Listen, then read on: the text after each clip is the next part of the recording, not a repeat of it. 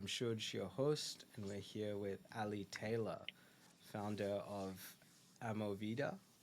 She's a studio owner, personal trainer, national fitness presenter, and educator from Surrey in England, and has been in the fitness industry for 24 years. Um, Hi, Ali. Welcome. Hi, thanks for having me. Thank you. Do you want to tell us a little about Amovida and yourself? Um, yeah. So I've been in the industry, it feels like forever. So I left university and qualified, and kind of the rest is history.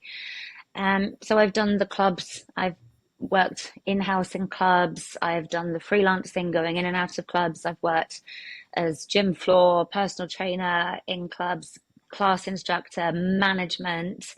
And then I've done this educational stuff as well, where I've tutored courses and then worked up from tutoring sort of basic gym type stuff to then more like presenting on stages, bigger stuff, writing for um, FitPro. You have it in Australia actually as well. FitPro has a presence in Australia. Brent and Jane, who founded it, are actually Australian. Um, so I write for the FitPro magazine. So my career's morphed a lot, but one of the things that I've always struggled with when working for a big corporate or going in on an ad hoc basis is you're always limited by their philosophy, um, their pillars of how they do business, what they want to do. I remember when I was working at Virgin Active, we had this very strong customer service 5-star focus. And then Virgin got 52% of the shares bought out by an investment firm, CVC, I think they were called. And literally, we went from this 5-star service, literally, we had lanyards we had to wear around our neck. We were told to take the lanyards off, doesn't matter anymore. It's all about profits, cut your timetable. You have to come into budgets. And I ran a timetable that was pretty much 90% capacity. When you run a studio, you're meant to be running at about 75 capacity because it means generally people can get in. You're about I was running 90% capacity. So there's only a few classes that weren't running full or waitlisted. And I was told, trim your timetable. And you're like, well, what am I pulling? But that's what you're working with the corporates. You need a new headset. You have to beg. You want new equipment because it looks like squirrels have been eating the yoga blocks. You have to beg. And it's just not about the experience. It's about just bums on seats, pack them in, get them out, get the next thing on. And there's been for a very long time in the industry a big focus on aesthetics, what you look like, being skinny, being muscly, and none of that equates to a health and what we can do, particularly in an aging body, and we are an aging population. And it also, the churn, member churn in health clubs is really high.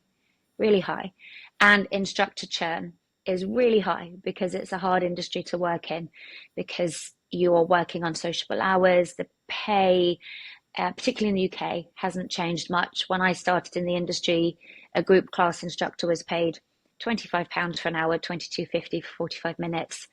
In a lot of places, that is still the pay 24 years later. And that's a problem. And my first job was £12,000 a year as a fitness instructor in Holmes Place. I think these days you're lucky if you go in at 16,000. 14,000 is still an average. So the pay is not keeping pace with inflation, cost of living, and you're expected to be all perky and start work at 5:45 a.m. or finish at 10:30 p.m. And so there's a massive problem in the industry with pay, with conditions, and then with the whole experience. So COVID came. We went from teaching in clubs, traveling to clients, delivering courses. Obviously, everything shut down, everything went online. And we discovered you can actually still create an experience online. You can really focus on the person. You have to get some kit, they have to get some stuff, sure. But it was quite nice not having to travel around all the places anymore. And then everything started going back to normal. And myself and my husband, who owned the studio with me, we were like, well, what are we going to What are we going to do? Do we want to go back to traveling to people's houses, to teaching in clubs instead of walking into the spare room and teaching a class on Zoom? And we decided we didn't really want to go back to that because you're not necessarily feeling valued in these places. You're kind of going in, you're part of a big corporate machine. You don't really feel valued, respected. So we didn't want to do that. And we had been off and on discussing opening our own studio for a while. In the building we live in, the downstairs came available. The business that was in there wound down and it became vacant. So we put our hands up and said, what's the rent? What are we looking at? We did all our sums. We got some investors on board because it needed a big renovation. It's an old building. Downstairs hadn't been touched for 30 years. So it needed some money spent on it. We decided what equipment we would open with, what would we need, and what would just get us off the ground. But right from the beginning, we wanted to be a space that didn't care what you look like. We're not going to do the before and after photos because that's not the most important thing. What we want is a fantastic experience so that you tell your friends, you come back and you feel valued, not just when I'm trying to sell you the membership, but that you keep feeling valued, you keep feeling special, you want to keep coming back. We wanted instructors that feel that this is a nice place to work. They feel valued, they feel special. And so from the beginning, we're like, right, how do we set this up? Let's set up these philosophies, these pillars from the beginning. And luckily, we've managed to do that. And it's not easy by any stretch of the imagination. And I haven't paid myself in over 18 months any meaningful salary, but that will come. But we have an attrition rate. So normally when you set your sales figures and your churn figures, you try and make them match. We year to date have lost about 6 people. Wow, amazing. So That's we don't unreal. have high churn. Yeah, So they, what we I operate on a similar philosophy. Like we we build apps, right? And for us, we don't feel like we're serving our clients' best interests if they're going to drop off after 6 months, after, even 12 mm, months is a pretty you know, okay, you mm, tried, but did we do everything in our power to, you know? And very similar in a few years now, it's been 2 people. Like, mm, we're pretty happy with that. Um, yeah, and I yeah, love that because it applies in fitness so much. Because it shows consistency, right? With what you're yeah, offering and what the people are getting out of that service, and yeah. the comfort there, the relationship building. Like, it says a Mm, lot about you guys as a business. mm. And I will say, like, while we're small and it's mostly just us, eventually we want to have more sites, so it might get harder. But when people come in, we're there, we welcome them, we know their names, we chat to them about what's going on in their lives, so we know their stuff. We set up the equipment for a class, so there's no people coming in and scrapping to get their stuff out and putting it there. We set every single class up so people come in, the room is set up for what's going to happen. It's all been positioned for the exact amount of people. We have mood lighting. So an energetic class, we might have sort of disco-y flashy lights. For a yoga-y yin class, we might have a mellow light that just twinkles. I have different sprays that I spray around the room to make it smell nice. So we spend a lot of effort setting all that up, and it will be hard to sort of carry that forward into multiple sites, but that's, the model we want to sort of set up and roll with as we expand. Yeah, amazing. That's really cool. I love that. Um, and I guess, do you have like a niche, or your typical like ideal customer that you try and attract to your studio? Very much. Not necessarily one sort of character type or avatar, client avatar, But we do say that we're for people who don't want the traditional gym, who find the traditional gym intimidating, unwelcoming, noisy, brash, scary. We aim, whether you're 18 or 80, to serve you, because you don't want that big experience. Whether you've had a bad experience or you just want that little bit of a smaller, more intimate, welcoming space, that's who we aim at. And we're never going to run a weight loss program. We're never going to run a transformation program, but we will transform your ability to play with your grandkids, to do sport well, to recover from surgery, to recover from an injury. So that's the transformation that we do. Never do 2 trips with the groceries. Exactly. That's what I'm in it for. Taking rubbish to the bin and Right? bringing groceries in One for my time, one car. trip. Yeah, yeah, and the kids, of course. But they're only little now, so they're easy to throw around. But Mm, you know, at least till probably 14, I want to be able to, give them a good, um, yeah, whatever they like, that physical play. mm, I love that. That's awesome. And you mentioned about sort of scaling up a bit and stuff like mm. that. Um, if those multiple venues were, let's say, fully live or fully active right now, what kind of impact would that make on your business and as a consequence to your clients?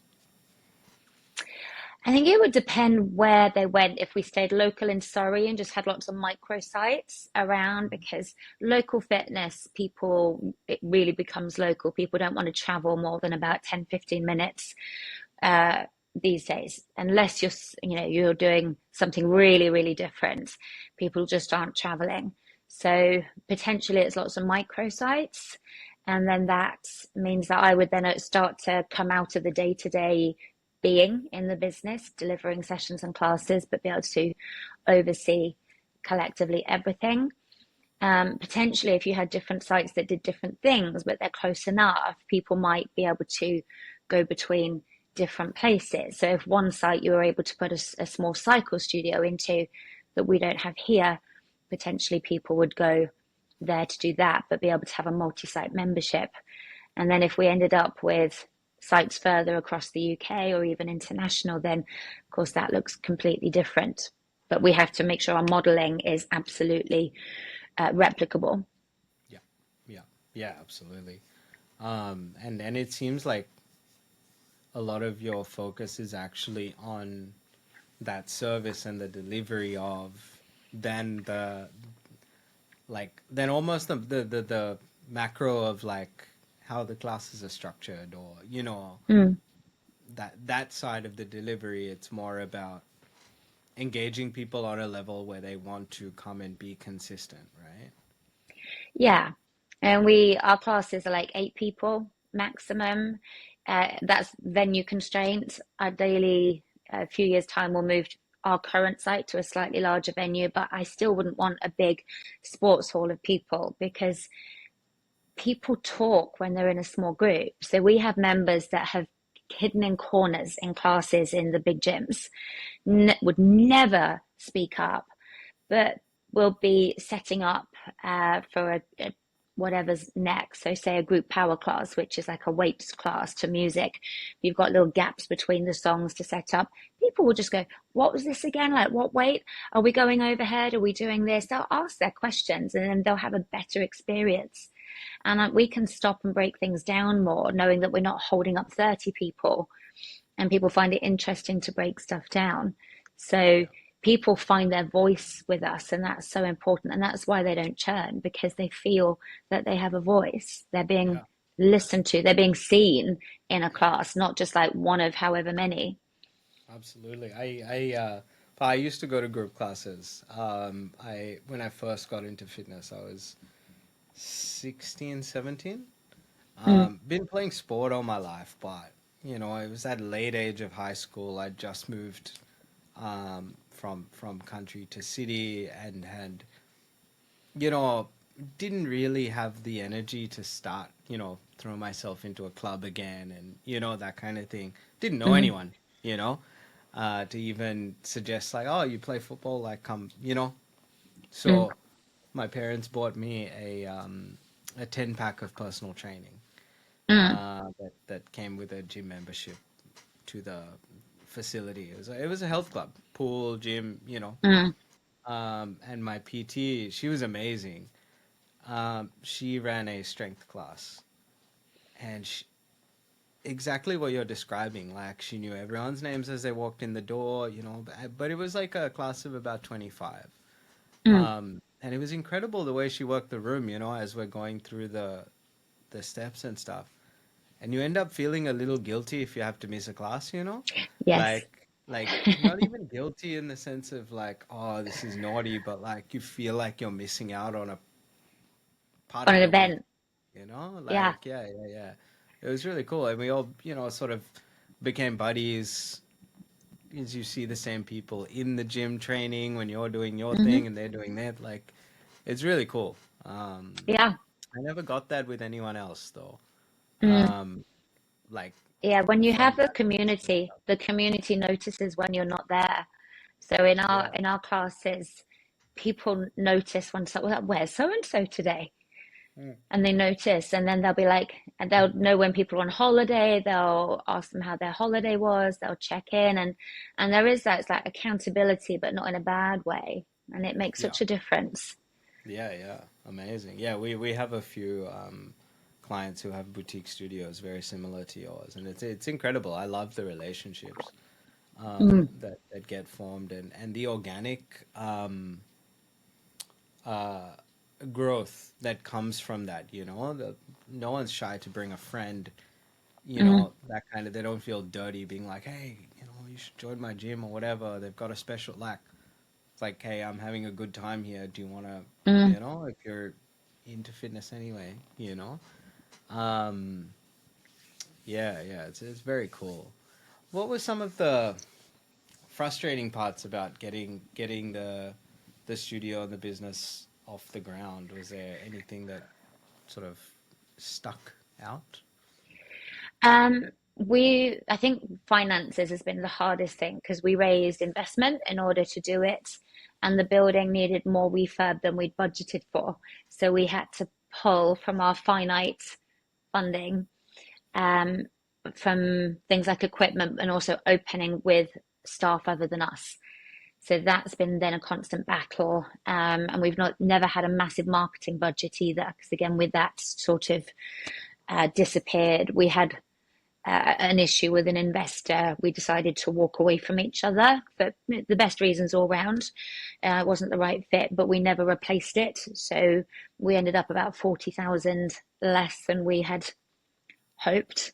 So obviously a big chunk. So we were um, struggling a little bit with that. We managed to do the refurb, get what we needed, but there were some decisions made as to cut some stuff and not recruit staff from the beginning and try and do more word of mouth marketing than spending a lot on big advertising campaigns. And then that just kind of leaves its little mark because you are constantly, it's like, when do I hire? At what point of busyness do we hire? But then you've got to have the money available to pay someone while they build up. So you're doing this, and that's, I think, a Yeah, constant keeping your difficulty. Whereas bills in a paid at the same time, right? keeping our own bills paid, yeah, and um, the Chancellor of the UK at the moment, with our change of government, is making it very hard for small businesses. So our business rates increased at the start of the year because they removed some of the relief for small businesses, and our employers' national insurance has gone up. So you go to pay yourself, and then you kind of go, oh, the government seem to want a lot of this, and this isn't even the money that I'm removing from myself as a tax-paying citizen. This is just extra that the business has to pay for employing someone, and then you go, well, that money doesn't exist, therefore I can only pay myself this much. So we're doing a constant dance with the government and what they want tax-wise as well.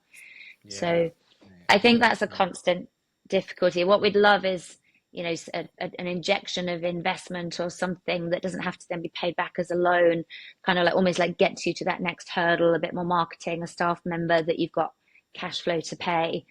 But we will get there. We will get there. It's just you do a lot of work yourself, and you almost have to like work yourself into the ground to then be stable enough to do that next jump and higher. And it's been 12 months, right? We opened last January, so about 20 months. Yeah. Yeah, so still there's time.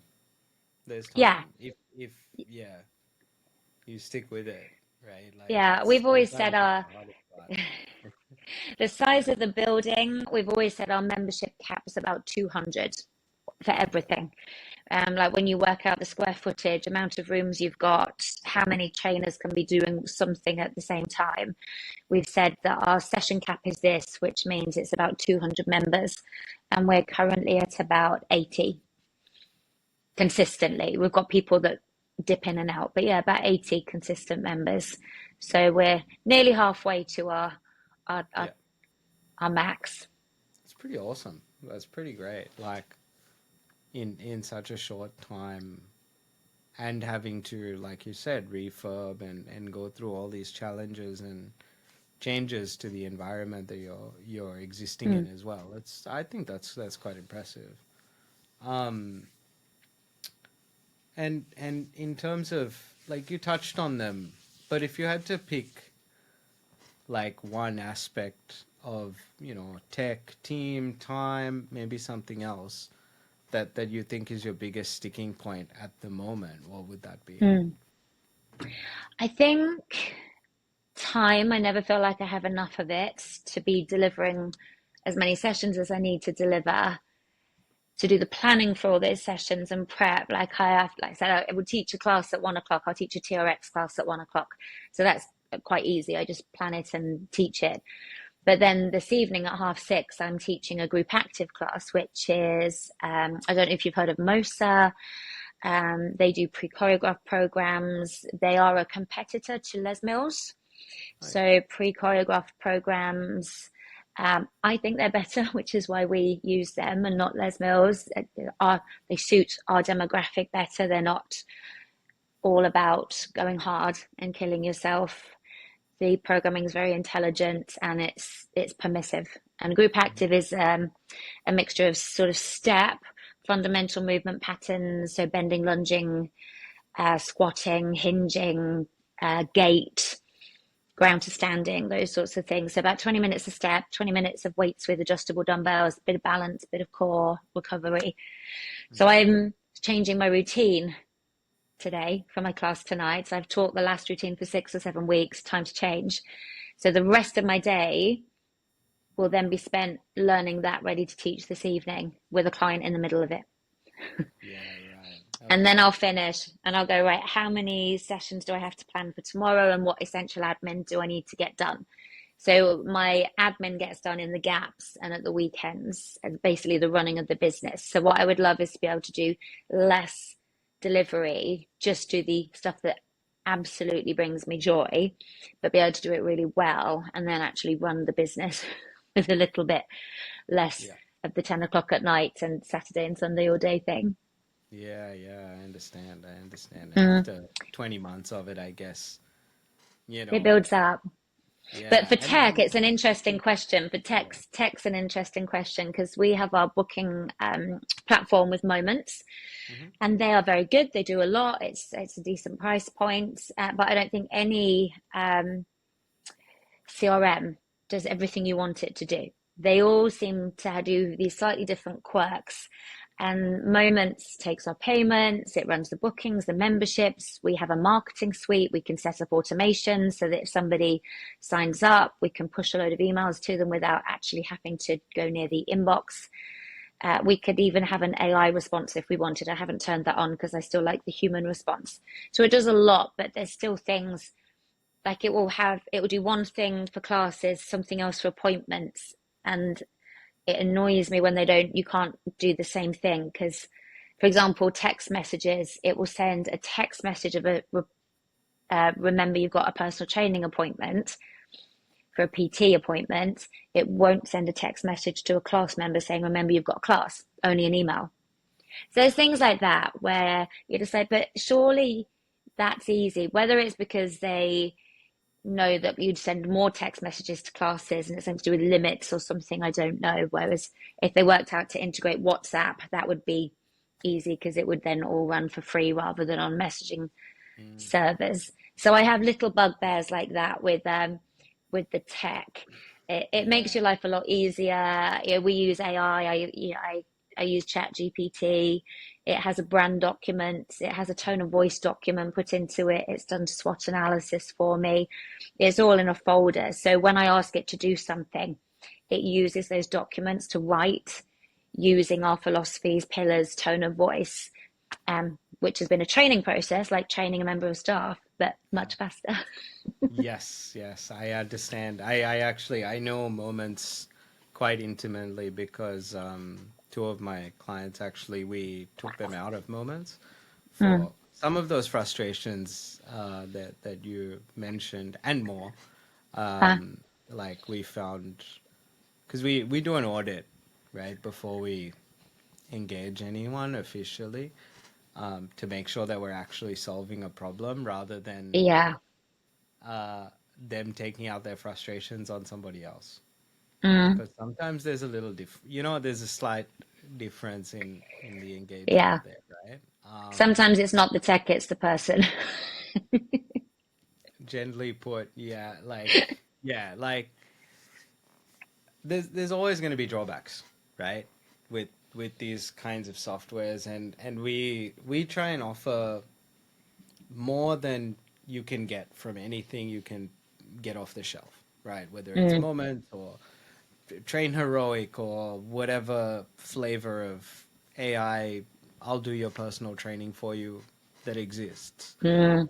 Um, but sometimes we just sort of discover that like that's not actually what people are trying to solve for in the moment. They're just annoyed, Mm. you know? Yeah. And their business isn't necessarily being held up by their software. Yeah. um, and yeah, it varies. Like most people actually have a good understanding. It's just sometimes, you know.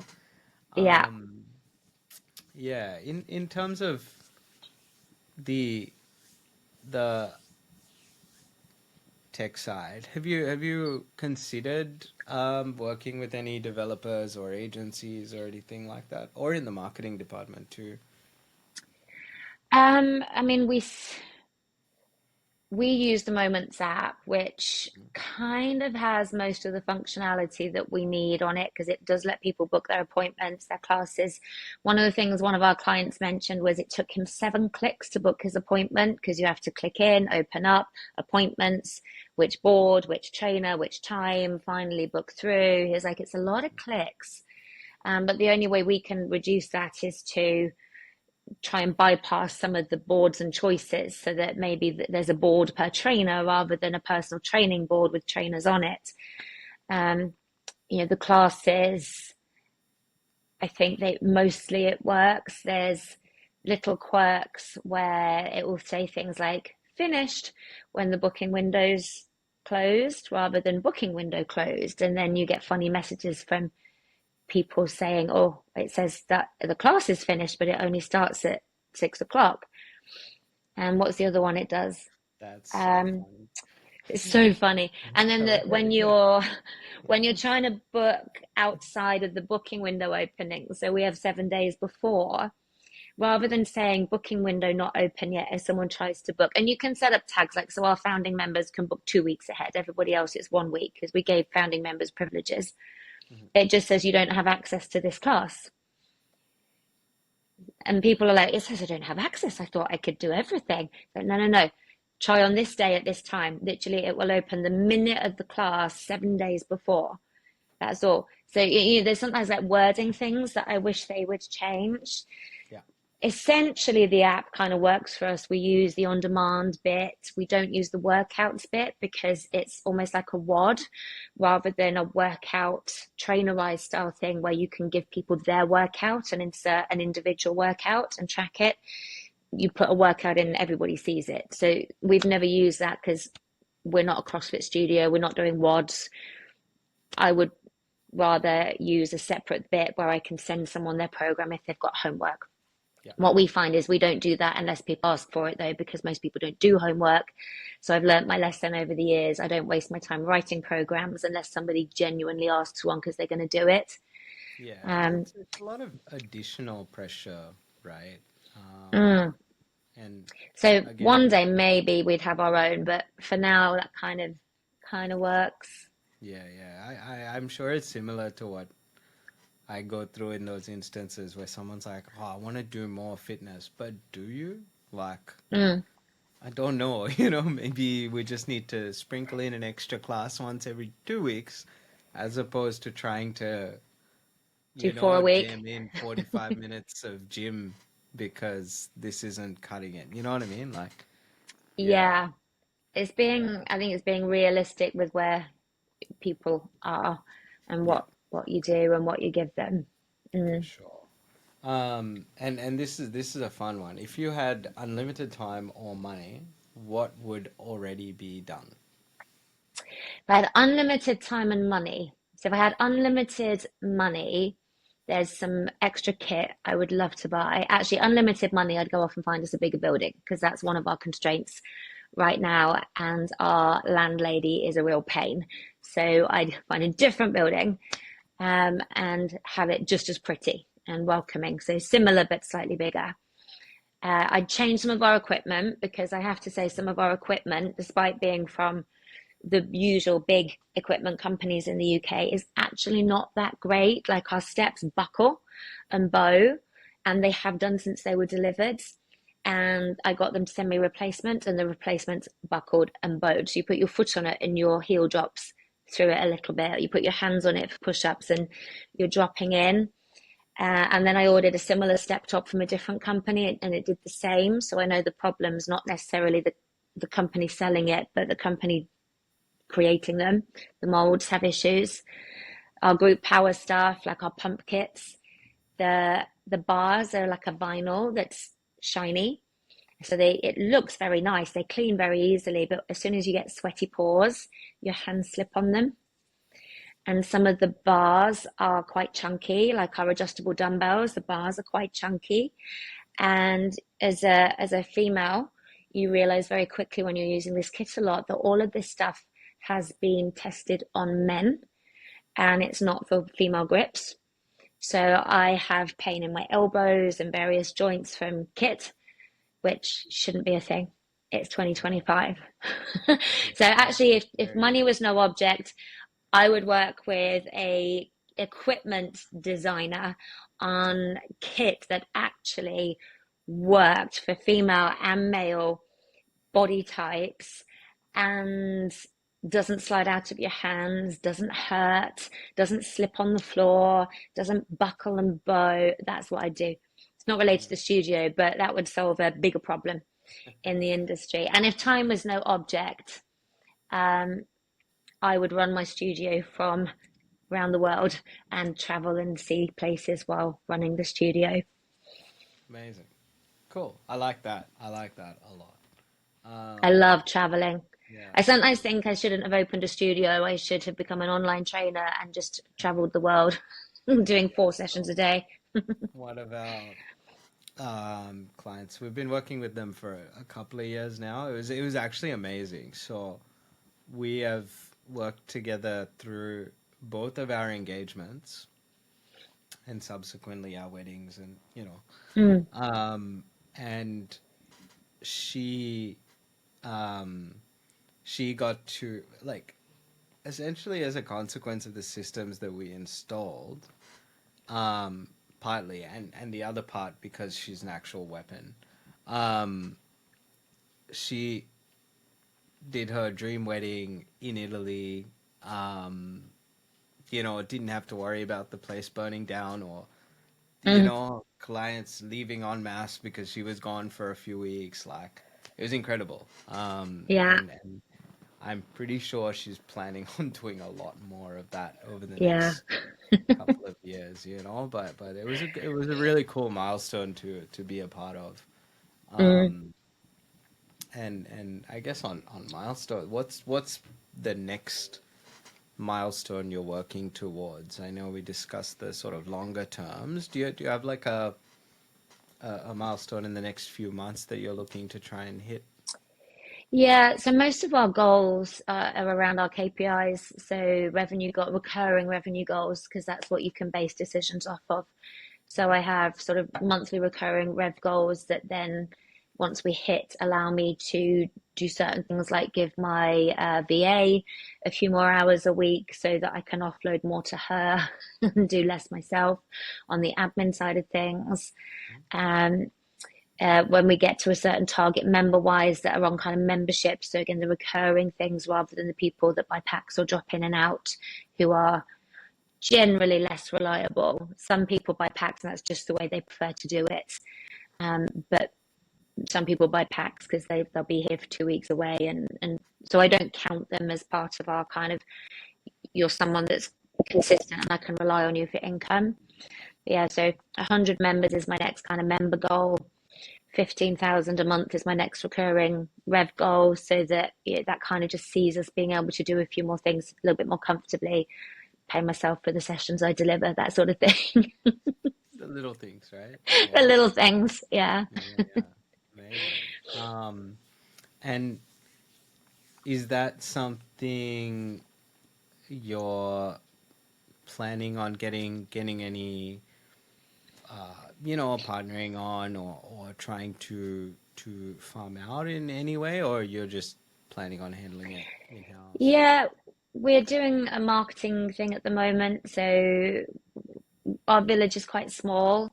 I would say it's a very sort of middle class village. It's one of the most expensive villages to live in the UK. Because you get a lot of people that have worked in London in big paying jobs and they kind of do the migration from central London to sort of the suburbs of London, like Wimbledon, and then they migrate out to here. And it's nice, it's leafy, it's green, it's pretty. You can get into London, but it takes an hour instead of 20 minutes. So there's a lot of wealth around here. Um, I've now forgotten the question, but I was definitely going somewhere with that. Um, Um, yeah, but, we are talking about sort of partnering or like getting oh, external partner, yeah. So support. a lot of the marketing we do is more local based. It's word of mouth. It's linking up with the local pub, beautician, coffee shop, those sorts of things, so that you try and sort of like encourage each other's customers to visit the other. We do leaflet drops. I've got some leaflets being delivered this week to do some flyer drops. But that costs a lot of money. So I'm recruiting the teenagers of some of our members to go and drop those for me rather than a paid company. So a lot of stuff like that, just trying to roll with that and just keep generating awareness. Is when I've paid more expensive things, it hasn't generally had that same impact. Because I think we're high price point, people want to have heard about us, had a recommendation. They almost need that kind of encouragement that somebody else knows who we are, has gone and likes us. Yeah, Which is, I yeah. think, why it's been a little bit slower than perhaps we would have liked. What support do you think would accelerate that process the most in terms of getting to that revenue goal and that monthly member goal and stuff Mm. like that? I think two things, finance and a dedicated person. So if we had more money to spend on sales and marketing, obviously you're just able to put more out there generally. And then having a dedicated person whose job, that's their only job, is to just do whatever it takes to go into the other businesses, to talk to people, to create the flyers, to do all of that. That would take that off my shoulders. And sales has never been my first love. I'm not sure it's anyone's first love, but some people are just more naturally gifted at it than others. I can have great conversations with people, but cold calling, cold going into other businesses, that fills me with fear. I hate it. So having someone that enjoys that, well, and I know it really is just conversations, but I would rather be doing the stuff I enjoy in the business and have somebody else doing those sorts of things and just bringing in more leads that are high quality at a quicker pace. Those two things I think would probably do it. Right. But I steer away from sort of the AI driven things or the I think we tried somebody once who set up Facebook ads for us, but they didn't really know our business and we spent money and never got any leads from it because they were doing sort of fitness ads that were more like your 24-hour fitness, your snap fitness, your budget gyms. So the imaging said that, the copy said that. It just wasn't niche enough. And then people would see our price points and then people would make comments, oh, I'd love to, but it's too expensive. And it's like this, well, you're not my person. I'm not aiming at everybody. Yeah. And I'm not a budget gym. So Yeah. sorry. Yeah, no, I get it. I completely understand. There's I guess a few things to be able to unpack there. I think you're on the right track in terms of what you're doing, and I think you have the right mindset about it, you know, um, and possibly a few tweaks to the approach might be all it takes to really like make some big moves. Mm, Um, we can, yeah, I'll cook on some ideas for you and see if any of them, might be helpful. mm, Um, yeah, interesting. But yeah, at agencies you have to be a little cautious, especially when they're not yeah. from where you're from, you know? Yeah. Um, like I've found I used to work in agencies, so I know the mentality in there fairly well of like, hey, let's punch a bunch of ads and see what happens, and then like, oh, it's not Mm, working. Okay, let's adjust, and yeah. And that's that, fine if you're a big company, you've got a big budget, you can roll with the A/B testing and keep tweaking. But yeah, I don't have hundreds a month to do A/B yeah, testing and just and keep budget rolling. service is um so narrowly located. Mm, You could blow your budget just hitting your area mm, because the more narrow you get, sometimes it's a bit more expensive and stuff. Um, yeah. yeah, I get it. I completely get it. And again, if you're in such a narrow area, like I don't think ads are really the way you need to go about getting yourself out there, right? Like, No. it's one of those like not enough people know who you are, and not enough people know what you can do, and not enough people know what you can do for them, right? Mm, The fourth part of that yeah. problem is not enough people stay, but you don't have that problem. No. When we You get don't the have right that. person, Yeah, it's yeah, they yeah. just they just stay. And the Mm, right people don't bat an eyelid at our prices either because they even if it's tight for them, they'll spend it. So like with personal training, I work with women who've had hysterectomies. I do shoulder surgery rehab. My mm, husband does post knee rehab and gets people back playing elite sport. So even so, we get people where it's just they don't wouldn't ask because they don't care, and we yeah. get people where they're like, well, I don't, it matters to me how much it is, but I will make it work. I'll sacrifice other stuff to make that happen. Oh, absolutely. I'm half ready to send my wife over to you. She's got a real like she's got a pretty chronic shoulder Mm, issue. And like I think it's a strength and a mechanical problem because her physios and masseuses and chiropractors are all like, it works, you know? um, Like, but we play baseball, right? And like five throws in and she's got this burning pain in her shoulder. mm, And so it's either mechanics or it's strength, right? Like mm. if these people who are doing scans and sort of poking and prodding in there are like, this shouldn't be a problem. You know what I mean? Like, Yeah, um, they're not diagnosing a tear or a bursitis or anything like that. She's got full range of motion, but five whacks in, she's sore. yeah, But yeah, like, what they're um, missing is the fact that pain is complicated and pain isn't always a physical thing, but there's a lot of stuff bound up in pain. It might be the way the movement's done, it might be fear, it might be expectation because you have that happen mm, so many times and you start to expect it. So there's a load bound up in pain. It's a shame that they're not going down, not that it's in your Yeah, head, but there's other it, stuff it happening. it's one of those tricky things where like, they know what they know, right? And they're used to working within certain parameters. Like there is a shoulder Mm, guy that I wanted to see, but he's ages away. Like mm, we're in a small town. Like it's not, we don't have specialists here. yeah. Specialists we have to drive 5 hours for. So, Ah, taking that step is actually tricky, and it mm. involves um her actually wanting to do it. That's a So big thing because that's people that. have to be ready Yeah, to want to yeah, do for stuff. sure. Yeah, yeah, pretty cool. Um, ready Well, she for could see me online. yeah, maybe we can Mm. tee that up. I'll have a chat to her in the morning. Um, yeah, that could be actually really cool. Um, ready for a quick lightning round? Yeah, go for it. Yeah. It must best be Cool. lightning because I've got about 10 minutes till I have to go and Yeah, get ready yeah, to teach. super quick. What's the best piece of advice you've received when trying to build something new? All the hard work's under the surface. Keep going. Any advice you'd like to give someone starting out with an idea but isn't sure where to begin? Do your homework.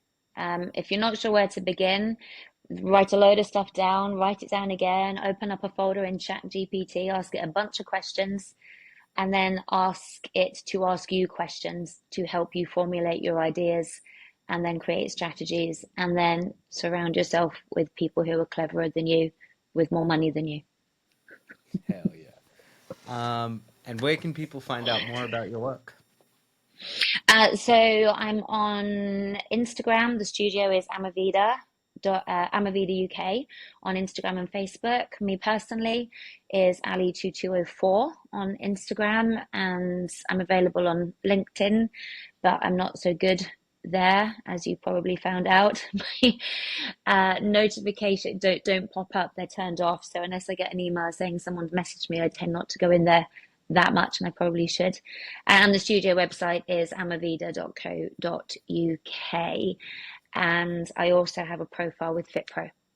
So my national stuff, my presenter type stuff, you can catch me with them. Amazing. I'll have all those linked um, I everywhere. actually just had a new blog published with ViPro this week as well. Amazing. Awesome. What was it about? It was actually about core training and the core conversation we need to have on what the core does, where some of the language has come from in our queuing, and is it helpful or not, and should we even be doing core training as we know it, or should we just be training skill That sounds awesome. and looking at how the core functions in the skill rather than Mm. taking it out of context to Yeah. the floor. Yeah, right. Amazing. Cool. Thank you, Ali. Thanks for your time. You're It's welcome. been an amazing chat and nice to get to know you. And Um, you.